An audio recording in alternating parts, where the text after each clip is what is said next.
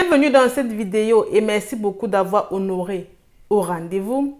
Dans cette vidéo, on va parler de soi. On va parler de tous ces aspects néfastes-là qui nous empêchent d'être nous-mêmes, de tous ces aspects-là qui nous empêchent de vivre la vie que l'on veut réellement vivre.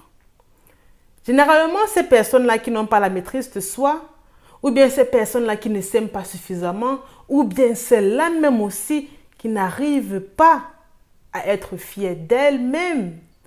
C'est généralement parce qu'elles n'arrivent pas à dire non. Elles veulent toujours se sacrifier pour rendre les autres heureux. Elles veulent toujours se priver de ce qu'elles veulent réellement avoir dans la vie. Elles veulent se priver de leur bonheur, de l'harmonie. Elles veulent se priver de leur bien-être pour faire plaisir aux autres. Et lorsqu'elles le font, elles se dévalorisent elles-mêmes et du coup, elles n'arrivent pas à avancer. Ces personnes-là qui n'ont pas la maîtrise d'elles-mêmes sont celles-là qui n'arrivent pas à fixer leurs propres limites. Généralement, leur entourage passe le temps à leur manquer de respect parce qu'ils savent que, ok, ce monsieur-là ou bien cette dame-là n'a pas de limite. Peu importe ce qu'on va lui faire, elle va s'en foutre parce qu'elle-même, elle ne s'accorde pas de la valeur. À partir d'aujourd'hui, fixez-vous vos limites. Et pour vous fixer des limites, vous devez vous baser pas sur ce que vous voulez atteindre dans la vie. Vous devez vous baser sur vos valeurs, sur ce qui vous définit vous. Qu'est-ce qui vous définit vous? À quoi est-ce que vous accordez le plus d'importance? Est-ce que si une personne vous manque de respect, est-ce que pour vous c'est tolérable ou pas? Qu'est-ce qui vous définit vous? Quelles sont vos valeurs? Et sur ces différentes questions-là, ou bien en vous basant sur ces différentes questions-là, vous pouvez facilement redéfinir ou bien définir vos principes de vie. Et je vous prends un exemple simple. Si par exemple une personne vous manque de respect, même si vous n'avez pas vraiment réussi à fixer vos limites, à partir du moment où une personne vous manque de respect, faites la remarque à cette personne de façon la plus polie possible. Cette personne-là de base se sentira frustrée parce qu'elle, en vous manquant de respect, elle l'a fait de façon intentionnelle. Généralement, les personnes vous manquent de respect de façon intentionnelle. Et lorsque la personne vous manque de respect de cette façon-là, en sachant que cela va vous énerver, vous répliquez de façon polie. Dites juste à cette personne, je n'aime pas la façon avec laquelle tu me parles. Je n'aime pas la façon avec laquelle tu t'adresses à moi. C'était méprisant. Cette façon de toujours m'humilier en public. Lorsque tu le fais, je me sens rabaissée. Lorsque tu le fais, j'ai l'impression que tu ne m'accordes aucune importance. Et je n'aime pas cela. Et c'est tout. Vous le faites juste de façon polie. Et cette personne-là va se sentir automatiquement frustrée. Parce que lorsqu'elle vous manquait de respect, la moindre des choses pour elle, c'était que vous réagissez d'une façon négative. Mais lorsque vous réagissez avec dignité et de façon polie, elle est confuse. Elle se demande même si vous avez bien même écouté l'injure qu'elle vous a agressée, les propos désobligeants qu'elle vous a agressés. Les personnes qui n'ont pas la maîtrise d'elles-mêmes sont celles-là qui ont des pensées constantes de désespoir. Elles sont constamment désespérées parce qu'elles se mettent toujours dans un état dépressif.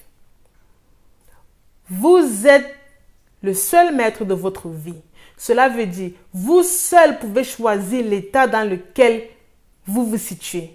Soit vous pouvez choisir d'être dans un état harmonieux, de vivre dans la paix, la joie, d'être toujours assez motivé. Ou soit vous pouvez choisir de vivre dans un état dépressif, un état où vous serez toujours malheureux, triste, manque d'amour, manque de confiance en soi, d'estime de soi. Tout ça, vous pouvez le décider de vous-même. Lorsqu'une personne, par exemple, vous met en colère, vous pouvez décider de maîtriser cela, de maîtriser l'émotion qui va vous traverser. Généralement, lorsqu'une personne nous met en colère, La première émotion qui nous traverse, c'est une émotion négative. Mais nous avons le pouvoir de dominer cette émotion négative-là et de décider l'état dans lequel on veut être. Si vous pensez constamment que vous êtes dépressif, vous allez avoir l'attitude d'une personne qui est dépressive. Cela va commencer par le fait d'avoir les épaules toujours abaissées, les yeux toujours baissés, avoir un visage triste, pâle, une démarche aussi lente que possible. Et vous serez toujours isolé socialement. Généralement, les actes que nous posons sont influencés par la communication que nous avons envers nous-mêmes. Qu'est-ce que nous pensons réellement de nous? Qu'est-ce que nous disons de nous-mêmes? Soit c'est influencé par cela, ou bien soit c'est influencé par la vision que l'on a du monde. Et généralement, la vision que l'on a du monde est influencée par ce que les membres de notre entourage ont déjà eu à faire. Si par exemple, ils ont vu une personne qui avait toujours les épaules baissées, les yeux baissés, avec une démarche aussi lente que possible, et que ces personnes disaient toujours là qu'elles se sentent mal, lorsqu'elles-mêmes seront tristes ou bien lorsqu'elles-mêmes seront malheureuses, elles vont adopter la même démarche. Nous ne copions que ce que nous voyons chez les autres. Donc si prochainement quelqu'un vous met en colère ou bien si prochainement une situation vous est posée, vous devez décider vous-même l'état dans lequel vous vous trouvez. Donc vous devez décider de vous sentir heureux même quand vous êtes triste. Parce que plus vous pensez que vous êtes dans un état de désespoir, de tristesse, un état malheureux, plus vos pensées deviennent noires. Plus vous adoptez les attitudes d'une personne qui est désespérée. Plus vous avez les pensées d'une personne qui est désespérée. Vous commencez à dire non, je ne mérite pas cela. Non, je ne peux pas faire cela. Non, je ne suis pas capable. Je n'ai pas assez les compétences nécessaires pour facilement avancer. Non, on ne peut pas malheureusement me faire confiance parce que vous commencez à agir de façon complètement négative.